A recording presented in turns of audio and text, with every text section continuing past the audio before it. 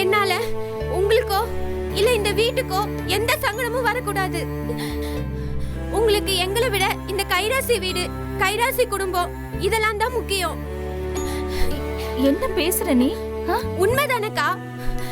நீங்க அப்படிதான் இருக்கணும். உன்னை கெஞ்சி கேட்கிறேன் நட்டாஷா. ஏன் இப்படி பண்ற? ஏன் எல்லாத்தையும் எக்ஸ்ட்ரீமா பண்ணிக்கிட்டு இருக்க? அப்படி இல்ல நட்டாஷா, நான் உன் மேல அந்த அளவுக்கு அன்பு வச்சிருக்கேன். அதனாலதான் இப்படி எல்லாம் இந்த அளவுக்கு உங்ககிட்ட கெஞ்சிக்கிட்டு இருக்கேன். சரி, ஓகே, நான் நார்மல் ஆயிட்டேன். பாரு, கூட பிறந்த பிரதரையே தூக்கி உள்ள வச்சிட்டாங்களாமே. ஆனந்திமா, என்னது இது? எவ்வளோ பேச்சு பேசுறேன், கொஞ்சம் கூட வாரிக்கல போல இருந்தா.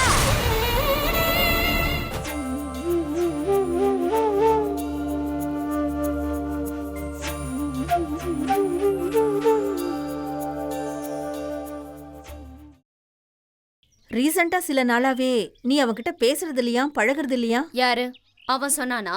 ஆமா. அவ செஞ்ச காரியம் என்னன்னு உனக்கு தெரியுமா? என்ன? நான் சொன்னா நீங்க ரொம்ப வருத்தப்படுவீங்க மம்மி. சொல்லுமா, அவன் என்ன பண்ணா? அதுதான், எனக்கு உடம்பு சரியில்லாம இருந்தப்போ என்னை வீட்டுல தனியா விட்டுட்டு போயிட்டான்ல, அதுதான். அன்னைக்கே அதுக்கு தான் நாம அவனை திட்டணும் இல்லையா? அதுக்காக தான் அவன் கூட பேசாம இருக்கியா? நாங்க முன்னாடியே வச்சு அவனை திட்டணுமா? திட்டினீங்களா? ஆமா. எனக்கு ரொம்ப ஃபீவரா இருந்ததுனால எனக்கு ஒண்ணுமே தெரியல. அவன் ஏதோ தெரியாம தப்பு பண்ணிட்டாமா. அதுக்காக நீ அவன் கூட பேசாம இருக்கலாமா? பாவம், அவனுக்கு நம்மளை விட்டா வேற யாருமா இருக்காங்க? பாவம் அவன். அவன்கிட்ட நீ முன்ன மாதிரி பேசு. அம்மா சொன்னா நீ கேப்பேல?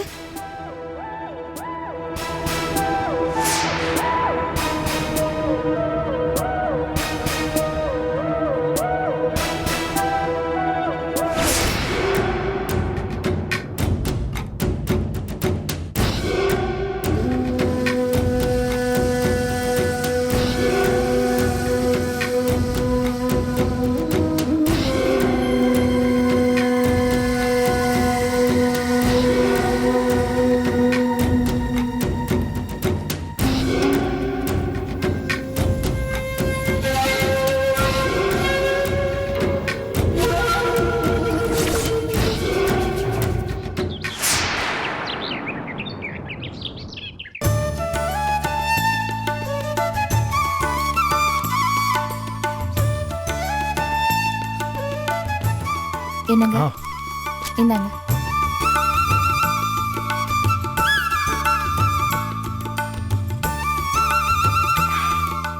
ரொம்ப நல்லா இருக்கு. உன் கைப்பக்குவமே தனிதான் மீனாட்சி. என்னங்க, நாம பேசின விஷயத்த இன்னைக்கு கவிதா கிட்ட பேசிடலான் இருக்கேன். நீங்க என்ன சொல்றீங்க? கட்டாயமா பேசணுமா? கொஞ்சம் யோசிச்சு பாரு. எனக்கு என்னமோ வேண்டான்னு தோணுது. சரிம்மா, சரி, போய் பேசு. ஆனா பாவம், அவ மனசு கஷ்டப்படுற மாதிரி எதுவும் பேசுறாத. உனக்கு சொல்லணும்னு அவசியம் இல்லை, ஆனாலும் பார்த்து பேசு. சரிங்க. நான் உள்ள இருக்கேன்.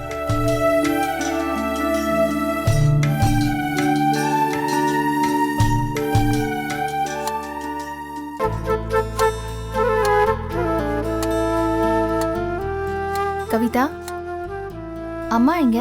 அம்மா ஹாஸ்பிட்டல் போயிருக்காங்கக்கா. ஓ.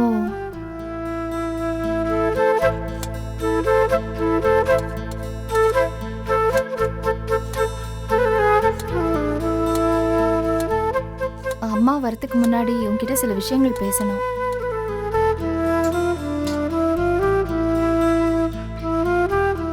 எனக்கு உன்னை என் கூடவே இந்த வீட்டில் வச்சுக்கணும்னு ரொம்ப ஆசைதான். ஆனா அதுல உனக்கு சங்கடம் ஆயிடும்னு எனக்கு தோணுது. அன்னைக்கு நீ இந்த வீட்டில் இல்லாம இருந்திருந்தேன்னா உனக்கு இந்த அளவுக்கு விபரீதம் நடந்திருக்காது. விட ஒரு முக்கியமான விஷயம், நாளைக்கு இந்த உண்மை அம்மாவுக்கு தெரிஞ்சா பெரிய பிரச்சனை ஆயிடும். அது மட்டும் இல்ல கவிதா, இந்த வீட்லயே காலம் பூரா வேலை பார்த்துக்கிட்டு உனக்கு தேவையான விஷயங்களுக்காக எங்ககிட்ட கையை ஏந்திக்கிட்டு இப்படி காலத்தை ஓட்டுறதெல்லாம் அவ்வளவு சரியா இருக்குமா?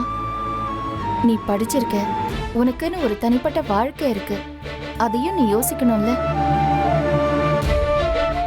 அன்னைக்கு இதை பத்தி சாந்தி உன்கிட்ட பேசியிருப்பான்னு நினைக்கிறேன். நான் தான் உன்கிட்ட பேச சொன்னேன். நீ அதை பத்தியும் கொஞ்சம் யோசி. உனக்கு உன் வீட்டுக்காரோட சேர்ந்து வாழணுங்கிற எண்ணம் இருக்கா? அக்கா, என்னக்கா நீங்க அந்த கேடு கெட்டவங்க கிட்ட போய் வாழணுமா? ஆனந்தி, நான் சொல்றேன்னு நீ தப்பா எடுத்துக்காத. இது உனக்கும் சரவணனுக்கும் இருக்கிற பிரச்சனை மாதிரி கிடையாது. இவ விஷயத்துல இவ நினைச்சா அந்த சுரேஷ இவ வழிக்கு கொண்டு வர முடியும்னு எனக்கு நம்பிக்கை இருக்கு. நான் இப்படி பேசுறேன்னு நீ எதுவும் தப்பா எடுத்துக்காத. கரெக்டா அண்ணி? அவங்க வாழ்க்கை போச்சுன்றதுக்காக எல்லார் வாழ்க்கையும் போகணும்னு நினைச்சா எப்படி? அதுக்காக ஒரு மாதிரி கையாள் ஆகாத புருஷனை அப்படியே இடுப்புல வச்சுக்கிட்டு சுத்த சொல்றியா? இன்ஷியலுக்கு ஒரு அப்பா மாதிரி பேருக்கு ஒரு புருஷன்ல. வேண்டாம், நீங்க வேற மாதிரி பேசுறீங்க. நீ மட்டும் என்ன ரொம்ப ஒழுங்கா பேசுறியோ? வாய்க்கு வந்த மாதிரி தானே பேசுற. எல்லாரும் கொஞ்சம் வாயை மூடிட்டு இருக்கீங்களா? நான் பேசுறது கவிதாவோட வாழ்க்கை பிரச்சனை. நீங்க 2 பேரும் உங்க வேலையை போய் பாக்குறீங்களா? போங்க.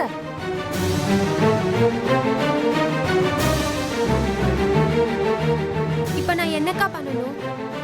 அம்மாவும் நீயும் வேற வீட்ல தனியா நிம்மதியா இருங்க. அப்பாவுக்கும் ஹாஸ்பிட்டல்ல இருந்து டயாலிசிஸ் வீட்லயே இருந்து அப்பப்போ செஞ்சுக்கலாம்னு சொல்லிட்டாங்க. அவரும் உங்க கூட தான் இருப்பாரு. நீங்க 3 பேரும் நிம்மதியா இருங்க. நாளைக்கே உன் வீட்டுக்காரர் திரும்பி வந்தாருன்னா அவர் கூட நீ சேர்ந்து வாழு. அந்த மாறுதல் நிச்சயமா உனக்கு பிடிச்ச மாதிரி அமையும்னு நான் நம்புறேன். நீயும் எத்தனை நாளைக்கு எங்க நிழலை நம்பி வாழ முடியும்? கவிதா, எனக்கு என்ன சொல்றது, என்ன பண்றதுன்னே தெரியலக்கா. ஆரம்பத்துல நாங்க அப்படிதான் இருந்தோம், அம்மா, அப்பா, நான், சித்ரான்னு. ஆனா உங்க கூட வந்ததுக்கு அப்புறம் வேற எதை பத்தியுமே நான் யோசிக்காம இருந்துட்டேன். அதனால்தான் நான் சொல்றேன், உன்னை பத்தி நீ கண்டிப்பா யோசிக்கணும். உன் எதிர்காலத்தை பத்தி நீ யோசிக்கணும். அதுக்காக நான் உன்னை மொத்தமா தள்ளி வைக்கிறேன்னு மட்டும் நினைக்காத. எங்களால முடிஞ்ச சப்போர்ட்டை கண்டிப்பா உனக்கு செய்வோம். என் பேர்ல இருக்கிற சொத்துக்களை எல்லாம் கூட உன் பேர்ல எழுதி வைக்கலான்னு இருக்கேம்மா. ஐயோ, அதெல்லாம் வேண்டாம்க்கா. ஏய், உத வாங்குவ, அந்த மாதிரிலாம் சொல்லாத. உனக்கு என்ன நியாயமா கிடைக்கணுமோ அதை கண்டிப்பா செய்வேன். வேண்டாம்க்கா, எதுவும் வேண்டாம். ஏன் கவிதா, அக்கா மேல கோவமா? அதெல்லாம் இல்லக்கா.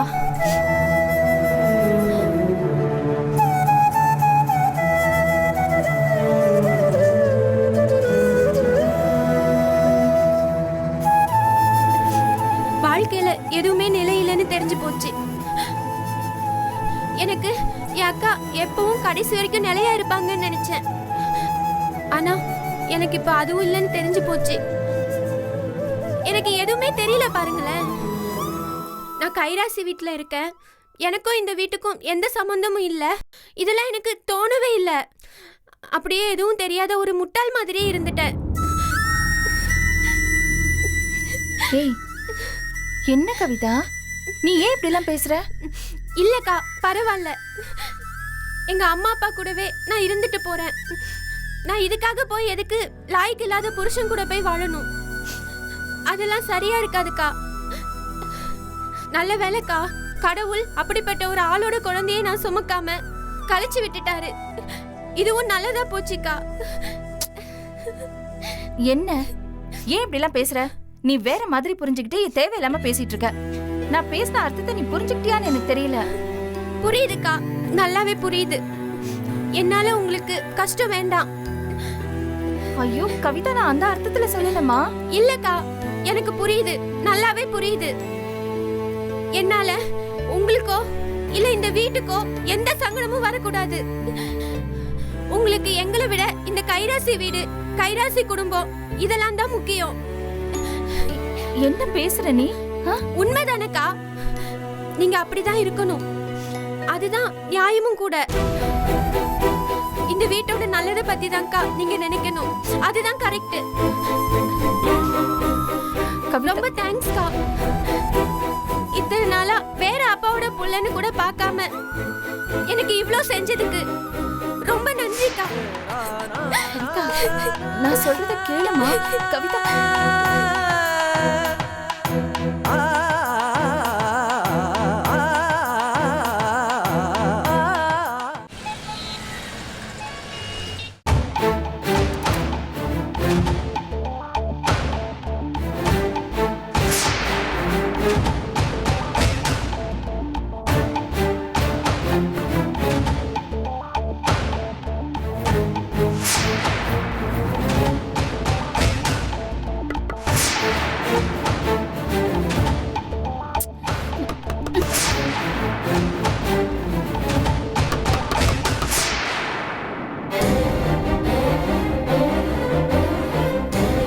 நட்டாஷா ஏன் வெளியில நிக்கிற? உள்ளவா. நான் உன்கிட்ட கொஞ்சம் பேசணும். எந்திரிச்சு வெளியில வா.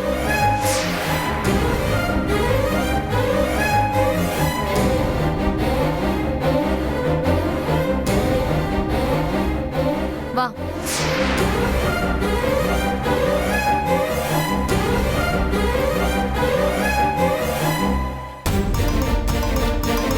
சொல்லு நட்டாஷா.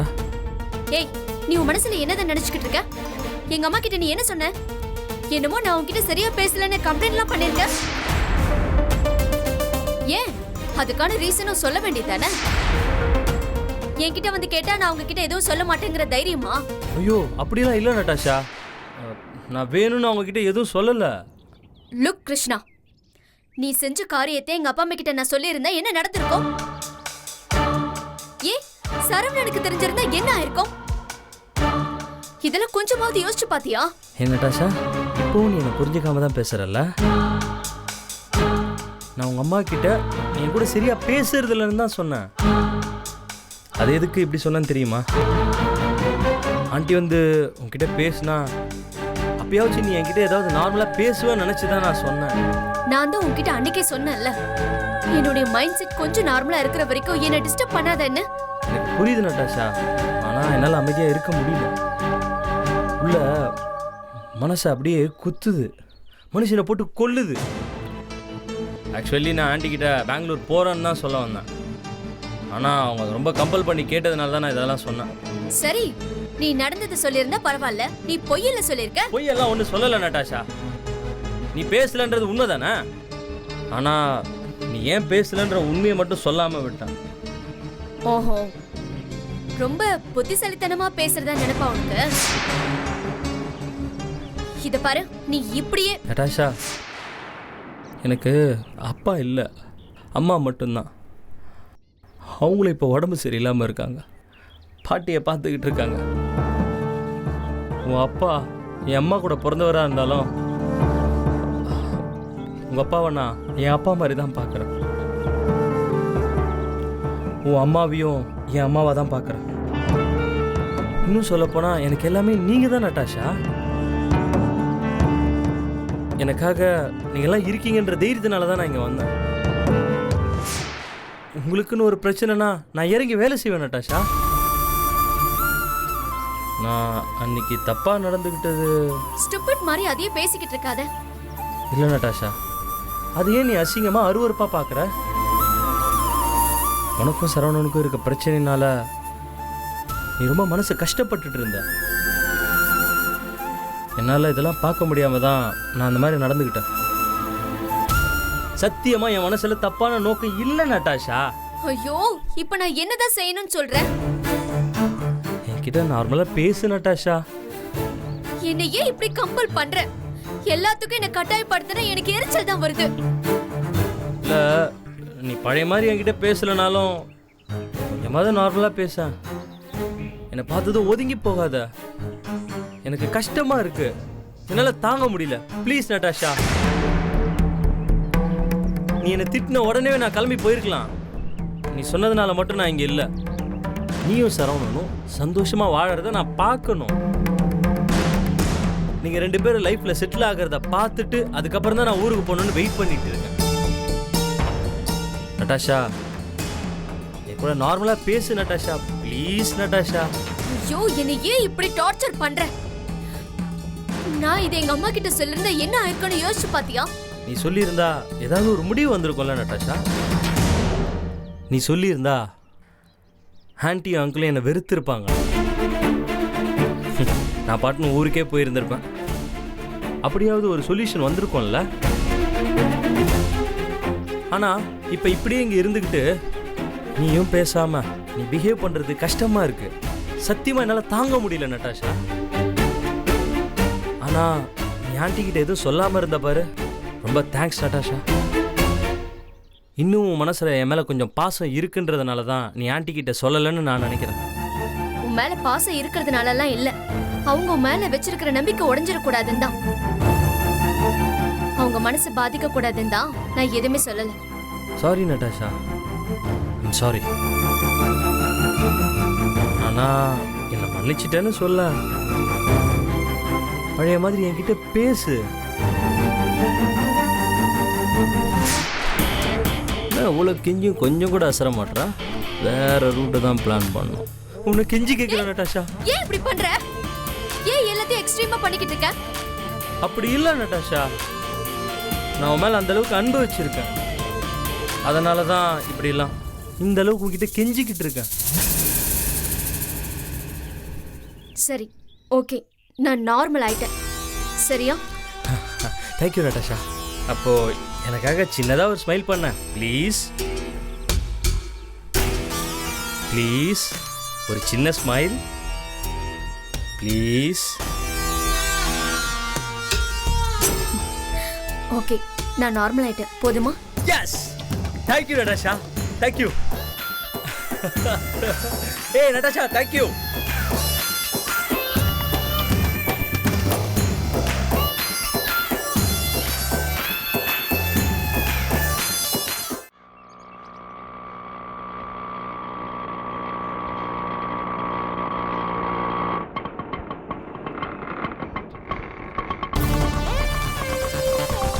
இந்தாப்பா.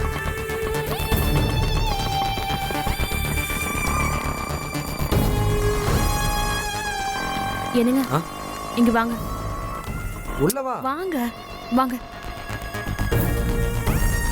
இங்க பாருங்க, இந்நேர விஷயம் நிச்சயமா உங்க காதுக்கு வந்து சேர்ந்திருக்கும்.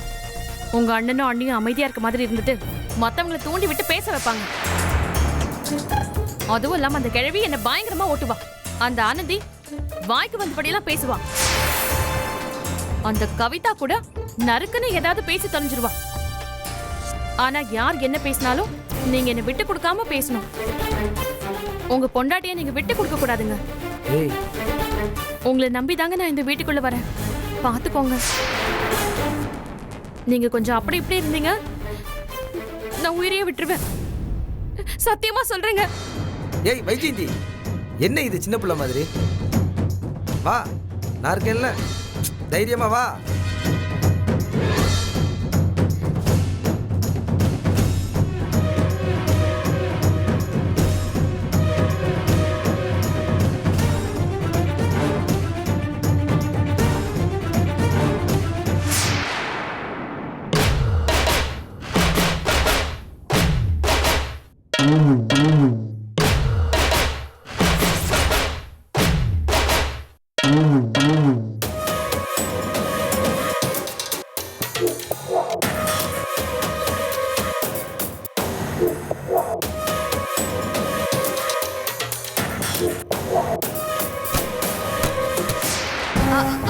அம்மா, அம்மா, அம்மா, வாங்க வாங்கம்மா. என்னடா? வாங்கம்மா. அம்மா வந்துட்டாங்கம்மா, அவங்க வந்துட்டாங்க. யாரு? ஐயோ, அந்த வைஜெயந்தி தாம்மா. மேடம் இன்னைக்கு இங்க வந்துட்டாங்களா? அம்மா, வைஜெயந்தியும் ராஜேந்திர மாமாவும் மட்டும் தான் வந்திருக்காங்க. இன்னும் அந்த விடிய மூஞ்சி வளர்மதி வரல. ஓ, அப்படியா சங்கதி? இருக்கடா. இத பாரு ஆனந்தி, இவ ஒருத்தி இப்போதைக்கு போதுமே. சரி வா, நீங்க வாங்க பாப்போம். வா.